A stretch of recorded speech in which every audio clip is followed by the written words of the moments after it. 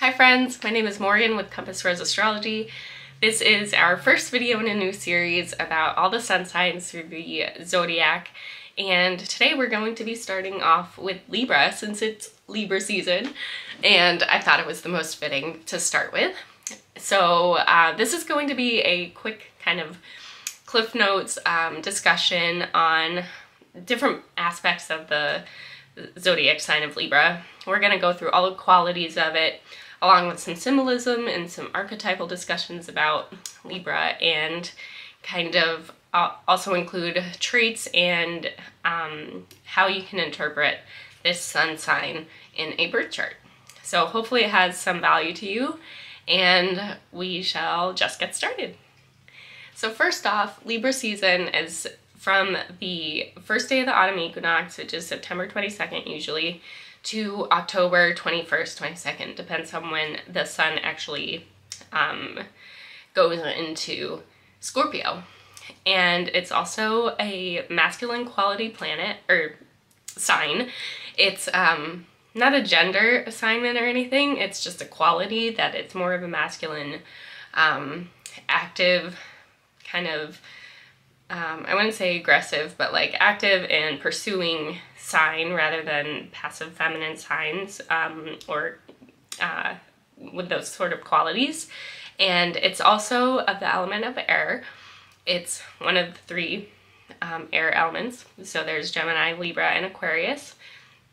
It's also a cardinal modality, which means it's the very beginning of a sign, which means, the very beginning of a season.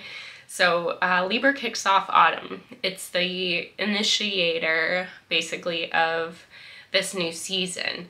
And cardinal signs generally are better at starting things, at initiating things. They're a good kind of transition sign and a transition modality. The Libra is also symbolized by the scales. It's ruled by the planet Venus, and it is the exaltation of Saturn. The planet in exile here is Mars, and the planet in fall is the Sun. Libra is represented by the tarot card of Justice, and it's also got the birthstone of Opal, which is known for like financial success and kind of compassion and emotional like love and those sorts of qualities. And it's also represented by the colors light blue and lavender. So like I said, Libra harkens in the autumn equinox. It is the time of equal light and darkness on that day, so it's a time of bringing in the shadow to balance in the light. This is obviously seen in the symbolism of the scales, where we balance the dark and the light. And Libra, some of the traits of this sign are, it symbolizes balance, harmony, justice, judgment, order, and just an overall sense of rightness. The key word for Libra is I balance. Libra is the 7th sign in the zodiac. It comes after Virgo, and it comes before Scorpio. And there's a discussion going on, or has been going on, in traditional astrology about how all the signs in order basically they end up bringing in traits or flaws from the sign before and kind of shift it or change it a little bit to kind of like overcorrect some of the qualities of the sign before it. So for Virgo, they tend to really focus in on the small details of things that are black and white, that are really they get kind of fixated on that kind of stuff. And Libra instead fixates us on the knowing of the right and wrong of the thing rather than the details of the thing. Decisions for Libra they're weighed by their usefulness, aesthetic, their historical experiences, morality, and ethics. So Libra itself presents itself as the sign of bringing in the other. It's a really relational sign. Libra is really in love with love itself and compassion, and they love the experience of the other. They love having someone else to bounce ideas and perspectives and opinions off of. Libra values the other because it can bring kind of a sense of order to the self of Libra. So to a Libra, they think, like, without the other, who is the self? That's how they kind of figure themselves out. So they try to find that boundary between the two. Sometimes it's a little lacking, but that's what Libra is trying to figure out in their story. Libra then moves into the sign of Scorpio, which is a sign of really deep commitment and heavy kind of thought. Libra is often thought to be kind of surface level, which it is because it is an air sign. I think Libras and Geminis kind of tend to have that same quality where they're really surface level because they're kind of the sign, at least Libra is a sign of like thought and harmony. They do have that air quality to it where they're very thoughtful, but they often have to have like a mirror to reflect things back at them. So they don't really go quite as deep as Scorpio does. Like Scorpio has that initial quality that allows them to just dive right in and go really, really deep to some of those like really uncomfortable levels of thought and commitment. And Scorpio is also really staunchly themselves, and a connection to the other is really no small feat for them. Like that's a lot of thought and processing and decision making. A connection for them with another, any other, whether it's like a relationship or a friendship or something like that, is really unique and sacred to Scorpio. But for Libra, it's really just as natural to them as like breathing. It's really something that is a part of them, but that can also come off as really surface level sometimes. Libra is incredibly empathetic and therefore can also be really indecisive because they can see so many different perspectives, and that's a big part of their sense of judgment as well. They have to just understand everything from all sides and really put themselves into the shoes of everybody from every perspective to understand all the angles to something. They can't make decisions really easily that have no historical context or that might hurt someone's feelings, because Libra is also very anti-conflict. They want really a lot of confidence that their decision is the right one. And that's hardly ever possible, you know, like in this day and age. Like a lot of things are in the gray area, and Libra kind of has a hard time with that. So this really leads to Libra having a hard time judging between what's right and wrong sometimes. That is their end goal, of course, because that's a huge archetype about Libra.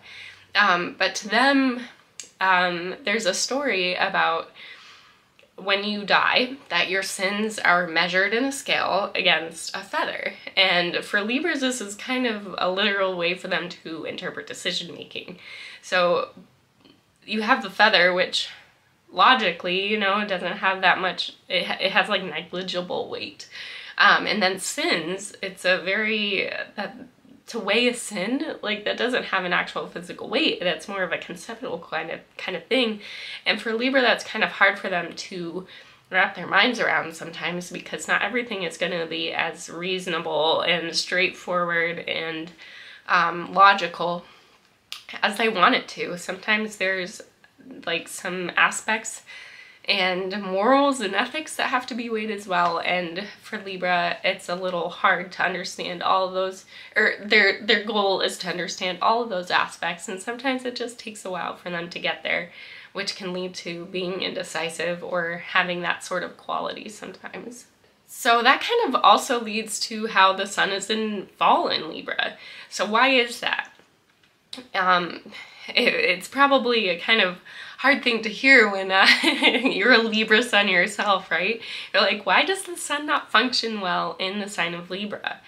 Because the sun, its archetype is singular. It's you, it's your soul, it's your intellect, it's your ego, basically, and it kind of, as a planet, rejects the other. It illuminates the other. It illuminates wisdom and intelligence that Libra really values.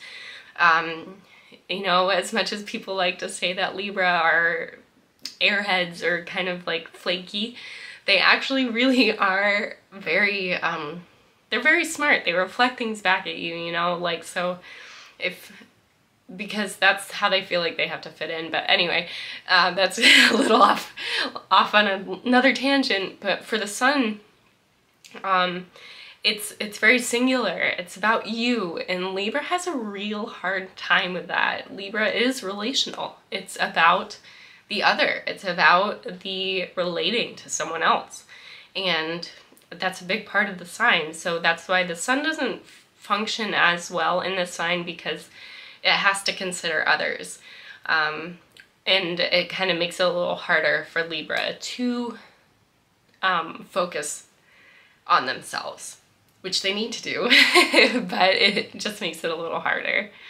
So that kind of runs into my next thought about Libra, is that learning the other and being in relation to the other is like an educational experience. They're really good at picking up on body language, and they're really good listeners, because relating to the other is an experience. It's intellectual, it's physical, it's emotional. Libra enjoys it so much that I think showing love for them is kind of like a daily basis thing, in whatever way that their love language is. They just love love. They love the feeling of compassion and relating and making someone happy. That's a big part of their sign, along with a Virgo too. Libras also have kind of a hard time showing or going through conflict, because it creates a rift in that boundary between the self and the other. And Libras, they kind of have this need to be accepted and loved. It's a part of that sign, a part of being relational.